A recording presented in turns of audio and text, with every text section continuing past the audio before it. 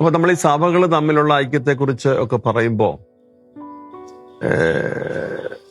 ഭാഗ്യവശാൽ ഈ എക്യുമെനിസത്തെക്കുറിച്ച് ഗവേഷണം നടത്താൻ റോമിലൊരു പഠനം, ഡോക്ടറേറ്റ് അതൊക്കെ സമ്പാദിക്കാനൊക്കെ എനിക്ക് സാധിച്ചു.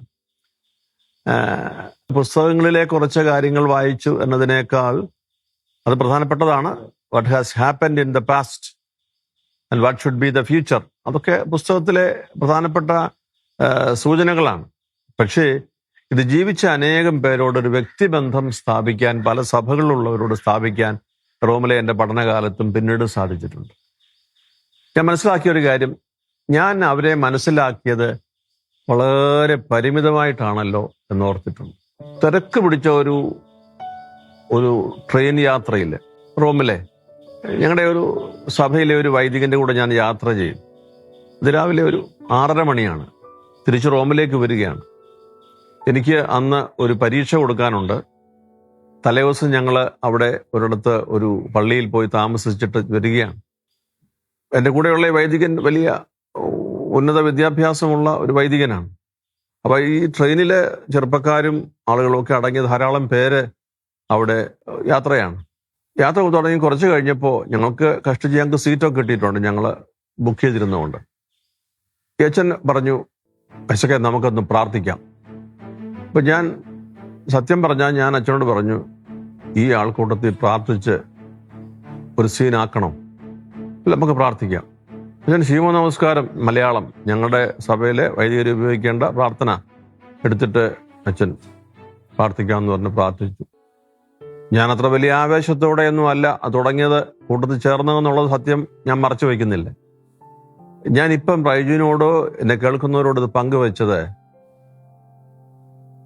ആ മനുഷ്യനെ എനിക്ക് അപ്പോൾ മനസ്സിലാക്കിയ ഒരു കാര്യത്തിലാണ് എനിക്കറിയാൻ സാധിച്ചത്.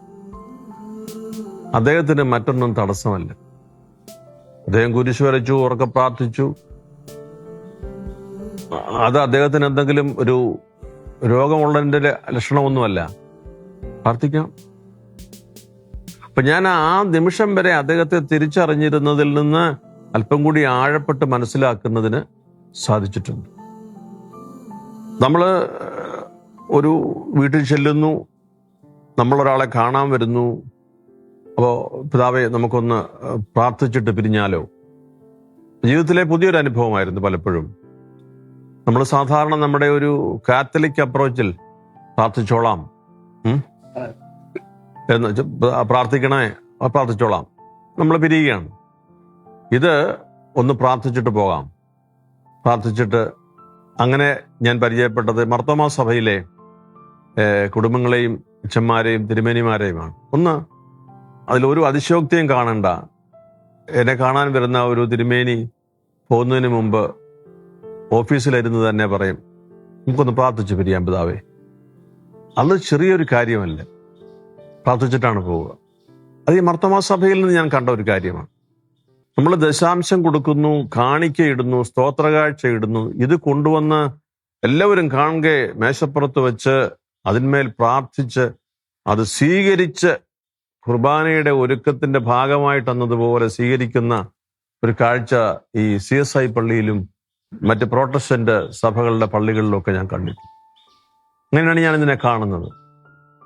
നമ്മുടെ കൈക്കാരന്മാരോ കണക്കന്മാരോ ഇത് ശേഷം നമ്മളുടെ ഓഫീസിൽ ഇത് കുടഞ്ഞിട്ടിരുന്ന എണ്ണിയെടുത്ത് തീർത്ത് കണക്കെഴുതുന്ന ഒരു രീതിയാണല്ലോ നമുക്ക് പരിചയം. ഇത് കൊണ്ടുവന്ന് പ്രാർത്ഥിച്ച്, ഇത് കൊണ്ടുവന്നവരെയും അവരുടെ കുടുംബങ്ങളെയും അവരുടെ അധ്വാനങ്ങളെയും അവരുടെ തലമുറകളെയും കർത്താവെ നീ അനുഗ്രഹിക്കണമേ എന്ന് പറഞ്ഞ് പ്രാർത്ഥിച്ച് സ്വീകരിക്കുന്നു. It makes A difference.